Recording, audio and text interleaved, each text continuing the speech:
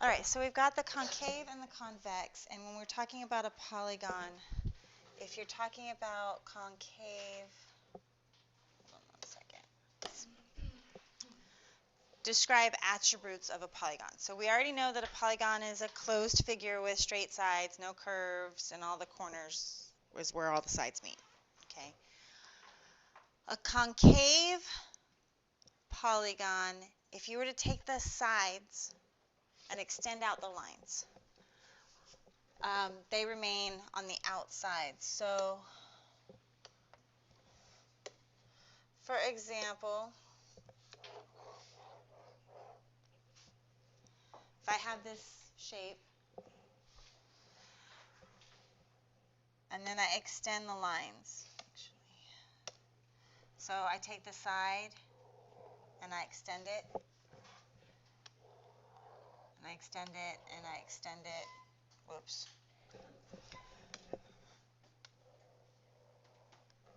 Okay, whatever. You get the idea. Do you see how all of these lines are staying outside? Okay, that's concave. But if I have a shape like that, it's still a polygon. If we rotated it to the Star Trek emblem. But if I extend all these lines, so I extend that line and that stays outside, but as soon as I extend this line, it's going inside. And that line is also going inside. That's concave. So if you were to extend out the sides and any of the lines you extend go to the inside of the shape, convex. It's convex. So another way to think of convex is sort of like dented in. Like if you look at the concave, all the sides, it's kind of like it's poofy and it's out, right? But if you have a convex, like one of the sides got shoved in and got a dent in it. Does that kind of help? But if you don't remember that, like if you just draw the lines, if any of them, like I didn't even have to draw all of these lines. As soon as I drew this first one and it went inside, it's concave or convex.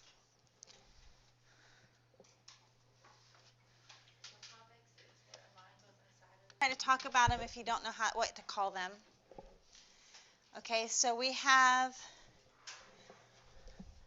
triangles have 3 sides. That one's easy because we all know triangles and they're pretty triangle-y. A quadrilateral, quad means 4. And we have some special quadrilaterals that we have names for: square, rectangle, parallelogram, trapezoid, rhombus, kite. These are like special quadrilaterals, but you can have any 4-sided figure. So that like Star Trek emblem that I drew on the previous page, it had 4 sides. It was a quadrilateral. It just doesn't have like a special name. It's just quadrilateral. Any 5-sided figure is a pentagon, and we have the pentagon that we're really familiar with, the signs. But anything with 5 sides is a pentagon, even if it's not that same shape. Hexagon has 6 sides. Hexa means 6. You've got heptagon, 7. Octagon is 8. Nonagon is 9. Decagon is 10. And then just if you're curious, you've got hendecagon is 11. Dodecagon is 12. And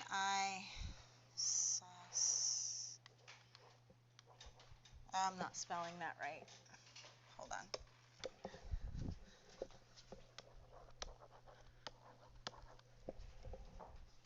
Those are the other ones off the top of my head I know the name of.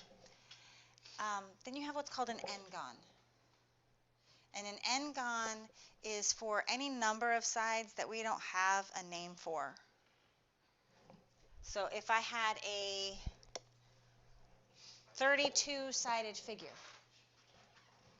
it would be a 32gon. 32 sides. Or if I had a 100-sided figure, it'd be a 100gon. So anything you don't know the name for, you put the number dash gon. So 15 gon, 100 gon, 32 gon. If you forgot the name and you just put the number of sides and then slash gon, would that be wrong? Okay, on that, lateral polygons. Now, you guys know what an equilateral triangle is, right? It's a triangle where all the sides are the same length. Well, an equilateral polygon is where all the sides are the same length. So all sides, yeah.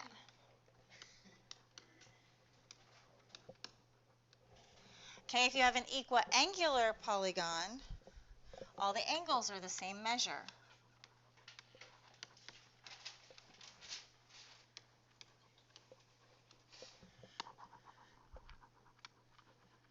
Now, in an equilateral triangle, all the sides are the same length and all the angles are the same measure. But just because all the sides are the same length does not necessarily mean all the angles are the same, and vice versa. Just because all the angles are the same doesn't mean that all the sides are the same. They don't always go together. But when they do go together, you get what's called a regular polygon.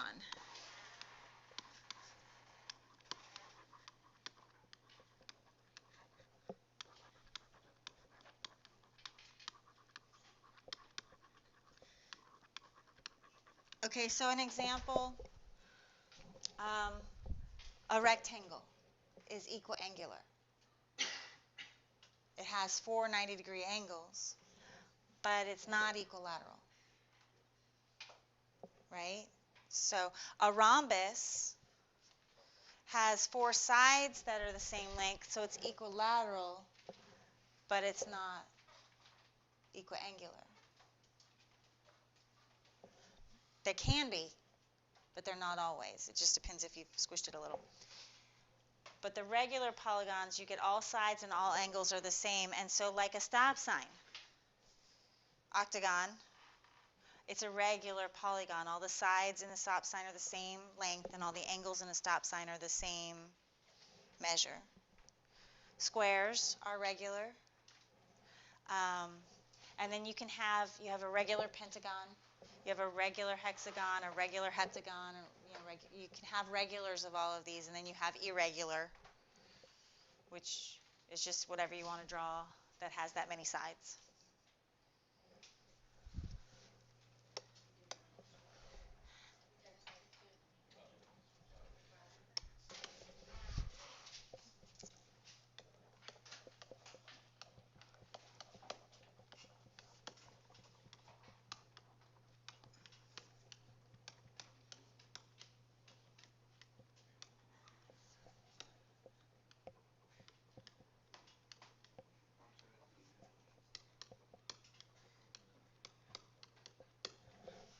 Okay, perimeter is the sum of the length of all the sides. You just add up all the sides. You've got your perimeter.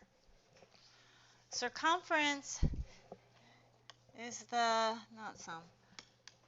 is the length around a circle.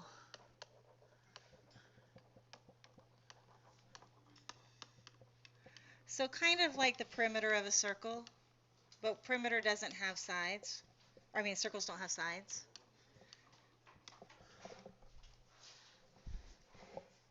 Also in units, just plain old units, so inches, feet, millimeters, centimeters, whatever the unit is, it's just all sides, yeah. Now area is the measure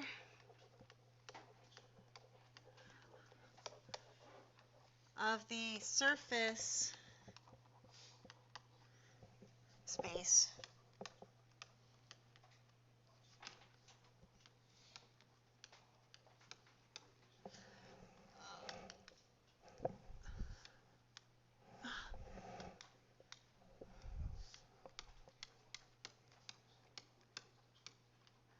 Okay, so it's like the surface space that would fill up a shape. It's literally the number of squares that would cover the surface.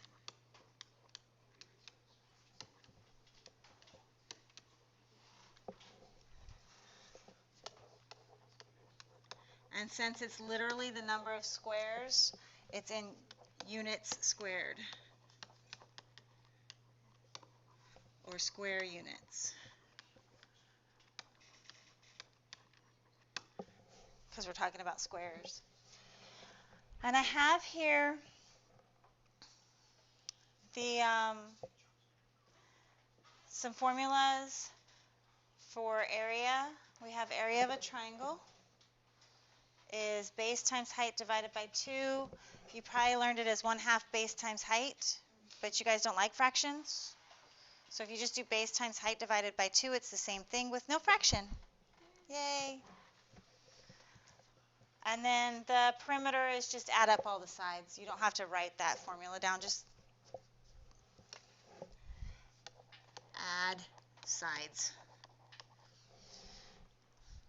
We have a parallelogram, and the area of a parallelogram is base times height, and the perimeter again is add the sides. Okay, you have a rectangle. The area is length times width. And with the perimeter, you can either add all the sides, or you can do 2 times the long side plus 2 times the short side. I always just think just add all the sides for perimeter, and then you never have to remember any of the formulas for that, right? Just add the sides. A square is the same as a rectangle. On this one, they're doing side squared or length squared, but that's the same thing as length times width. So if you just remember the area of a rectangle, it's the same thing for a square. And then you don't have to remember 2 different distinct formulas. Remember, like memorize them, right? They give us our tests, they give us sheets. I don't know. I'll have to find out. I'm not really sure with the new EOCs. Okay, trapezoid is the sum of the bases, so the 2 bases, base 1 plus base 2, times height divided by 2. And I'll write this out larger when we actually do the shapes, so that because I realize it's really hard to see. And then add up all the sides for perimeter. And then circle, area is pi r squared. And circumference is 2 pi r or pi d, which I'll rewrite this too. Okay, so you don't have to worry about writing those right now. I just wanted to go over them really quickly. And if you've already started writing them, just leave some space, because I'm going to do examples of each one, and then you have room to write it. Okay, so. All right, so area is length times width. Perimeter is add up all the sides. If this is 2.1, this is also 2.1. If this is 3.2, this is also 3.2.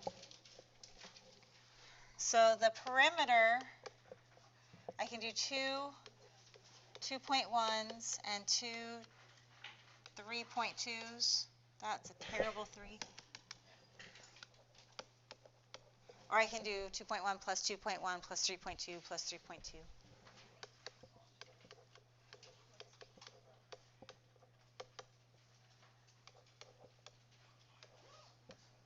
So the perimeter is going to be 10.6 centimeters. And the area is going to be 3.2 times 2.1. And darn if I can't have that memorized. I don't have it memorized.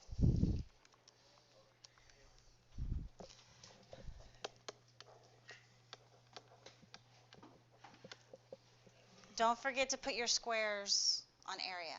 So it's 6.72 centimeters squared. Okay.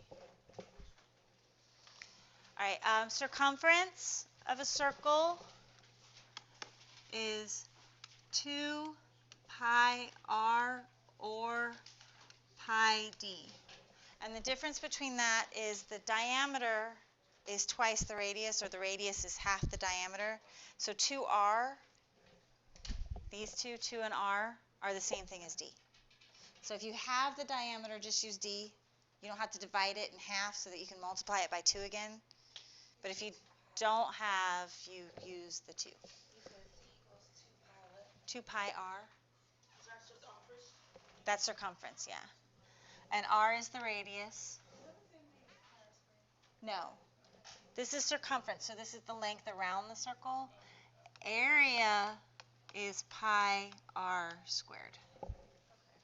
Okay. And remember that? You say pi r square? No, pi r round. What? 2 something? Pi r squared? No, pi r round. Pi r round. Circle. She's so cute. I know. Okay, pi is 3.14. So we're going to multiply all those together, and their circumference will be 18.84 inches. And then I have area, which is pi r squared, so it's 3.14 times 3 squared. 3 squared is 9. So my area is 28.26 inches square. R is the radius, right? R is the radius, yeah. Let me write these down real quick. So I have base 1, base 2, and that's height. And the formula for area on this, Miss Casey, what was the D for again? diameter. So here, you'd use this as D. Okay. No, I was just, you put the letter, I was just trying to put the word with the letter so it doesn't throw me off at all. Guys might want to write these down.